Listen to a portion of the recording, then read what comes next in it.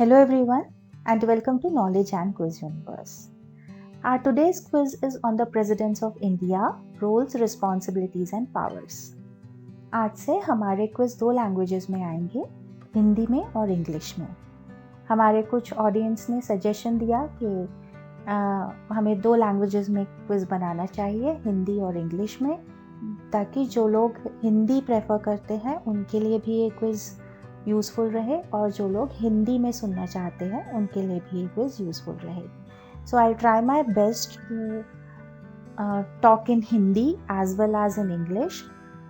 मेरी हिंदी इतनी कुछ खास नहीं है, सो आई request you to please bear with it for some time till I get a hang of it. So let us begin with the questions in Hindi as well as English. Bharat के राष्ट्रपति के रूप में निर्वाचित होने के लिए न्यूनतम आयु सीमा क्या है? 21 वर्ष, 25 वर्ष, 30 वर्ष या 35 वर्ष? What is the minimum age requirement to be elected as the President of India?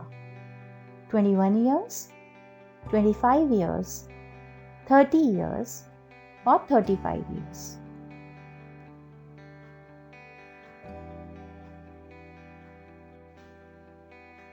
The correct answer is 35 years. 35 वर्ष सही उत्तर है.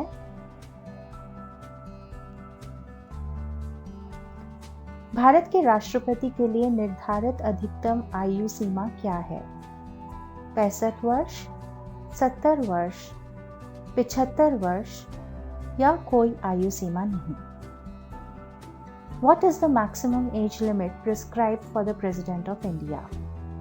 65 years, 70 years, 75 years or there is no age limit?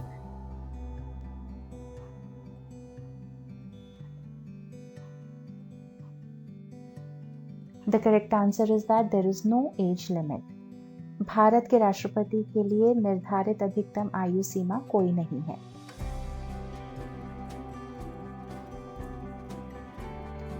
Bharat के राष्ट्रपति का चुनाव कैसे होता है? खुली मतपत्र प्रणाली, प्रत्यक्ष चुनाव, एकल हस्तांतरणीय वोट या अनुपातिक वोट प्रणाली? The President of India is elected by open ballot system, direct election, single transferable vote or proportional vote system.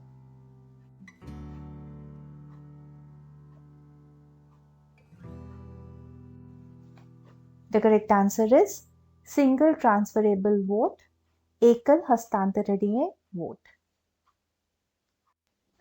What happens in single transferable vote? Voters have the option to rank candidates and their vote may be transferred according to alternate preferences if their preferred candidate is eliminated or elected with surplus votes. मतदाताओं के पास उम्मीदवारों को rank करने का विकल्प होता है और यदि उनका पसंदीदा उम्मीदवार हटा दिया जाता है या अधिशेष वोटों के साथ चुना जाता है तो उनका वोट वैकल्पिक प्राथमिकताओं के अनुसार स्थानांतरित किया जा सकता है. भारत के राष्ट्रपति का चुनाव कौन करता है? संसद के दोनों सदनों के सदस्य, राज्यों की विधानसभाओं के सदस्य, केंद्र शासित प्रदेश दिल्ली और पुडुचेरी के विधानसभाओं के सदस्य या सभी options? Who elects the President of India? Members of both the houses of parliament, members of legislative assemblies of the states, members of legislative assemblies of union territories of Delhi and Puducherry, or all of the above?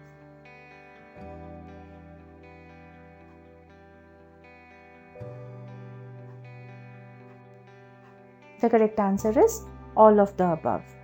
सभी option सही हैं. संसद के दोनों सदनों के सदस्य, राज्यों की विधानसभाओं के सदस्य, केंद्र शासित प्रदेश दिल्ली एंड पौंडीचेरी की विधानसभाओं के सदस्य भारत के राष्ट्रपति का चुनाव कर सकते हैं. भारत के उपराष्ट्रपति का चुनाव कौन करता है?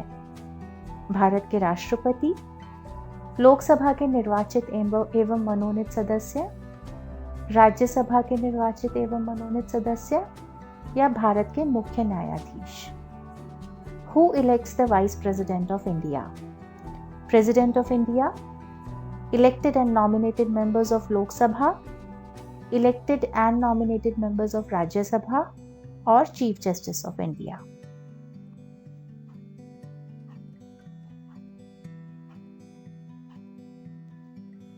And the correct answer is elected and nominated members of Lok Sabha and Rajya Sabha. Lok Sabha और राज्यसभा के निर्वाचित एवं मनोनीत सदस्य भारत के उपराष्ट्रपति का चुनाव करते हैं। भारत के राष्ट्रपति पर महाभियोग कौन चला सकता है? भारत के मुख्य न्यायाधीश, भारत के सेना कमांडर, संसद का कोई भी सदन या भारत के नागरिकों का vote? Who can impeach the President of India? Chief Justice of India, Army Commander of India, either House of the Parliament, or vote of citizens of India?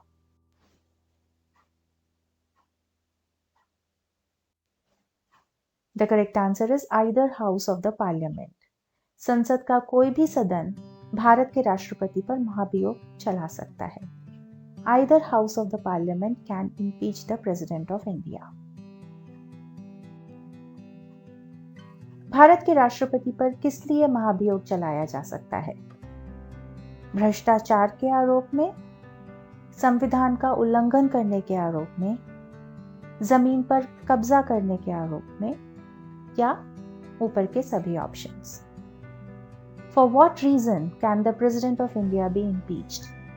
On the charges of corruption, violation of constitution, on the charges of land grabbing, or all of the above?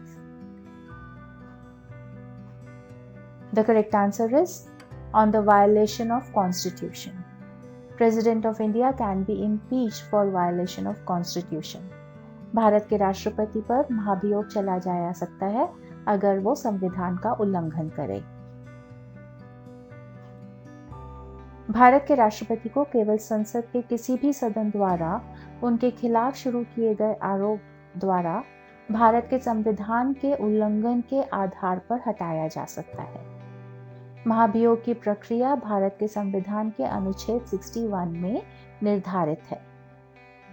President of India can be removed only on the grounds of violation of Constitution of India by a charge initiated against him by either House of the Parliament.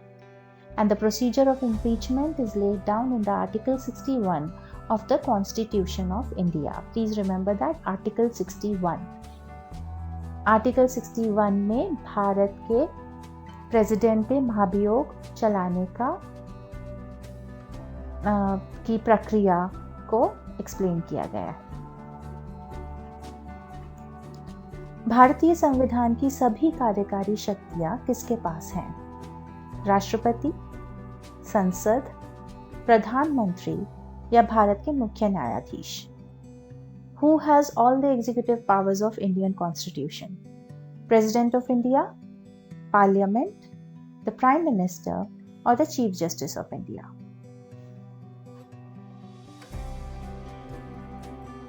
The correct answer is the President, राष्ट्रपति। भारतीय संविधान की सभी कार्यकारी शक्तियां राष्ट्रपति के पास हैं। All the executive powers of the institution of the Indian Constitution are with the President.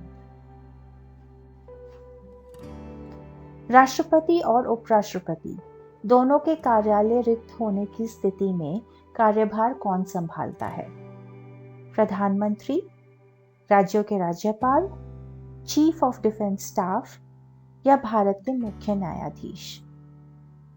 In the event of vacancy in the offices of both the President and the Vice President, who takes over?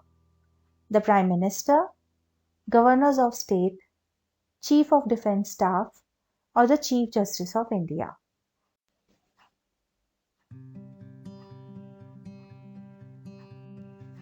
The correct answer is chief justice of India. Bharat के मुख्य न्यायाधीश कार्यभार संभालते हैं अगर भारत के राष्ट्रपति और उपराष्ट्रपति दोनों के कार्यालय रिक्त हों। The chief justice of India takes over when the offices of both the president and vice president are vacant.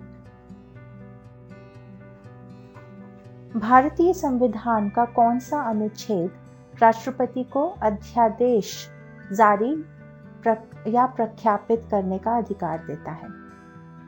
अनुच्छेद 123, अनुच्छेद 243, अनुच्छेद 308 या अनुच्छेद 324? Which article of the Indian Constitution empowers the President to issue or promulgate ordinances? Article 123, Article 243, Article 308 or Article 324?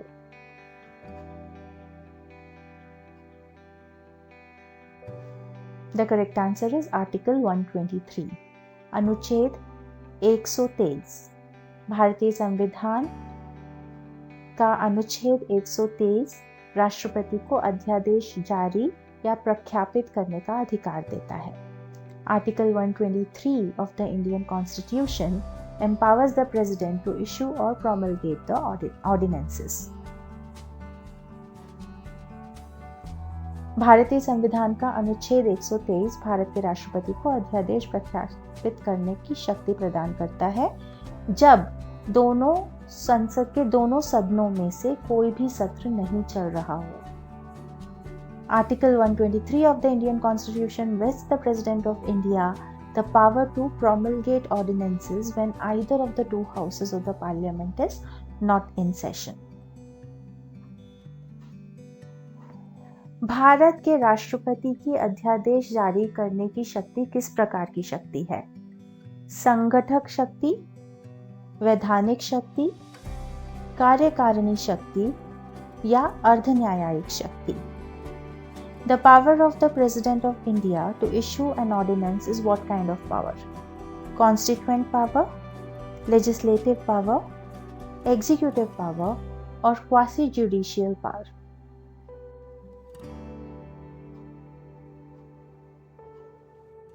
The correct answer is that it is a legislative power. The power of the President of India to issue an ordinance is a legislative power. Bharat के राष्ट्रपति की अध्यादेश जारी करने की शक्ति वैधानिक शक्ति है। What does this mean? इसका मतलब क्या है? विधायी शक्ति कानून बनाने और बदलने की क्षमता रखती है। जब संसद की बैठक नहीं हो रही हो तो वे भारत सरकार को तत्काल प्रशासनिक कदम उठाने का अधिकार देता है। Meaning, the legislative power is the ability to create and change the laws.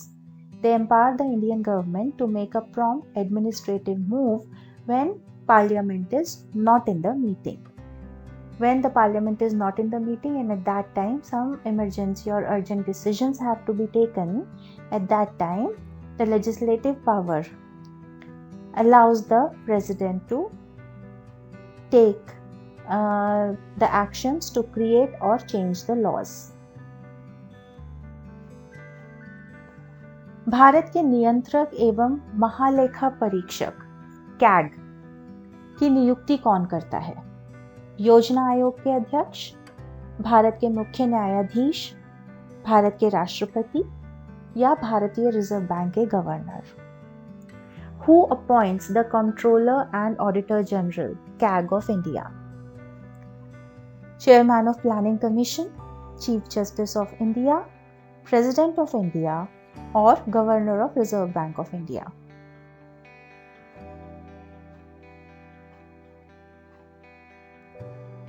The correct answer is the President of India, Bharat के राष्ट्रपति। भारत के राष्ट्रपति controller and auditor general CAG की नियुक्ति करते हैं।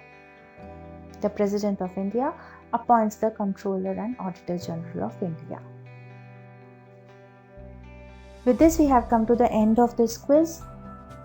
This was my first attempt on both Hindi and English quiz. I hope you like this quiz and I also try to improve myself. Please like, share and subscribe to this channel for more such content. Thank you for watching. See you again.